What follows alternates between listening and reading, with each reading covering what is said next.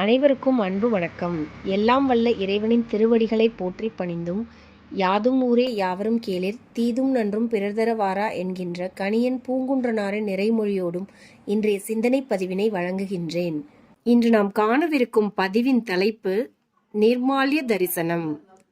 நிர்மால்யம் என்ற வடமொழி வார்த்தையின் நேரடி பொருள் இறைவனுக்கு அர்ப்பணிக்கப்பட்டு குற்றங்கள் நீங்கி தூய்மையாக்கப்பட்டது என்பதாகும். மால் என்றால் மயக்கம் அல்லது குற்றம் அல்லது மலம் என்று பொருள்.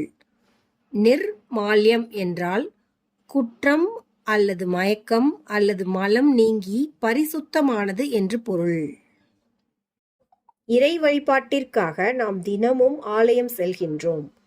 அவ்வாறு செல்லும் போது இறைவனுக்கு படைப்பதற்காக என்று பூ, பழம், தேங்காய், வெற்றிலைப்பாக்கு, வாசனை திரவியங்கள், திருமஞ்சன பொருட்கள் முதலியவற்றை கொண்டு செல்கின்றோம். இவ்வாறு நாம் கொண்டு செல்லும் பூசைக்குரிய பொருட்களில் நம்மையும் அறியாமல் சிறு சிறு குற்றங்கள் அல்லது மலங்கள் இருக்கும்.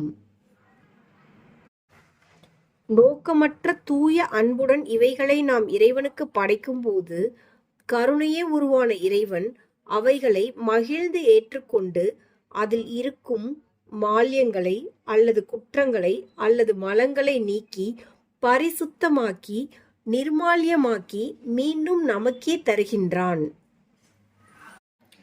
இறைவனுக்கு படைக்கப்பட்ட நைவேத்தியம் முதலிய பொருட்களை நாம் பிரசாதமாக மீண்டும் பெற்றுக்கொள்கின்றோம். இவ்வாறு இறைவனால் மலம் அல்லது குற்றம் நீக்கப்பட்டு சுத்தம் செய்யப்பட்டு நம்மிடம் வந்து சேரும் பூசை மற்றும் நைவேத்திய பொருட்கள் அனைத்துமே நிர்மால்யம் எனப்படும். தற்போது நிர்மால்ய தரிசனம் என்றால் என்ன என்பதை பற்றி பார்ப்போம்.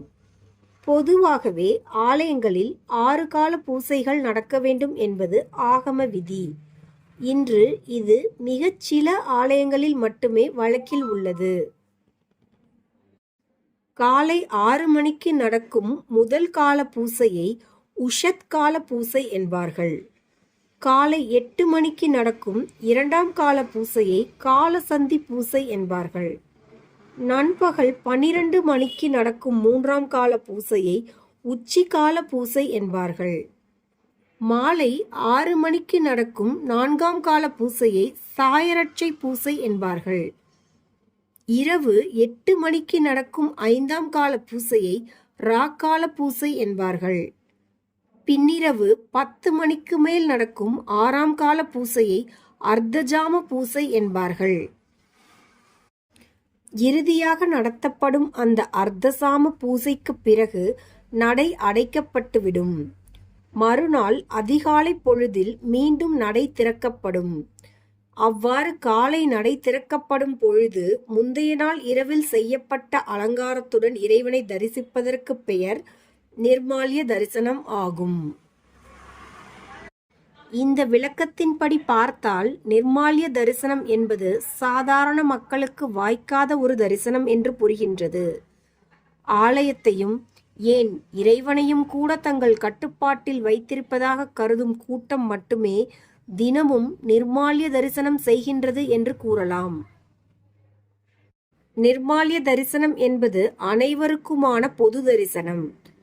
ஆனால் ஆலயங்களில் இந்த நிர்மால்ய தரிசனம் இன்று வழக்கத்தில் இல்லவே இல்லை. நிர்மால்ய தரிசனம் போன்று இன்னும் பல வகையான தரிசனங்கள் பல கவர்ச்சி பெயர்களில் உள்ளன. அனைத்து வகை தரிசனங்களுக்கும் தனித்தனி தொகை என்று தீர்மானித்து அதனை பெரு வணிகமாக்கி வைத்திருக்கின்றார்கள். காசு வைத்திருப்பவன் கடவுள் சிலைக்கு மிக அருகில் சென்று தரிசிக்கின்றான். காசு இல்லாதவன் கடைக்கோடியில் நின்று கொண்டு திருமேனி காட்சி கிட்டவில்லையே என்று கண்ணீர் சிந்துகின்றான்.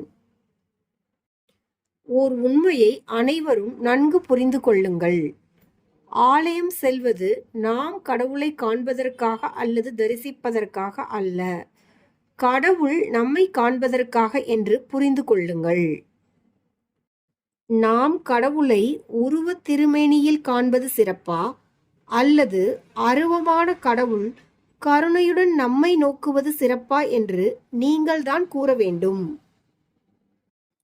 ஒருவேளை கடவுள் நம்மை நோக்குதல்தான் சிறப்பு என்ற உண்மையின் பக்கம் நீங்கள் இருக்க விரும்பினால் நீங்கள் செய்ய வேண்டியது ஒன்றே ஒன்றுதான். இறைவனிடம் நீங்கள் உங்களை முழுமையாக ஒப்படைப்பு செய்துவிட்டு நிபந்தனைகள் அற்ற தூய அன்புடன் மற்றும் மன நெகிழ்ச்சியுடன் உரிமையுடனும் வழிபடுங்கள். பச்சிளம் குழந்தை ஒன்று தன் தாயின் மடியில் படுத்து புரளும் பாதுகாப்பு மனநிலையில் இருந்து கொண்டு இறைவனிடம் உறவாடுங்கள். அனைத்து உயிர்களுக்கும் அம்மையப்பராக இருக்கும் சிவம் கண்டிப்பாக உங்களை அரவணைக்கும். நாம் இதனை செய்யாமல் சடங்கு சம்பிரதாய விதிகளை கடுமையாக பற்றி கொண்டு தன்முனைப்புடன் அகங்காரத்துடன் செய்யும் வழிபாடு அல்லது தரிசனம் குற்றங்கள் நிறைந்த மால்ய தரிசனமே அன்றி பரிசுத்த நிர்மால்ய தரிசனம் ஆகாது என்று கூறி இன்றைய நாள் பதிவினை நிறைவு செய்கின்றேன். எல்லா உயிர்களும் இன்புற்றிருக்க நினைப்பதுவே அல்லாமல் வேறொன்றறியேன் பராபரமே என்கின்ற தாயுமான சுவாமிகளின் நிறைமொழியோடு இன்றைய நாள் பதிவினை நிறைவு செய்கின்றேன். அனைவருக்கும் நன்றி. வணக்கம். வாழ்க வளத்துடன்.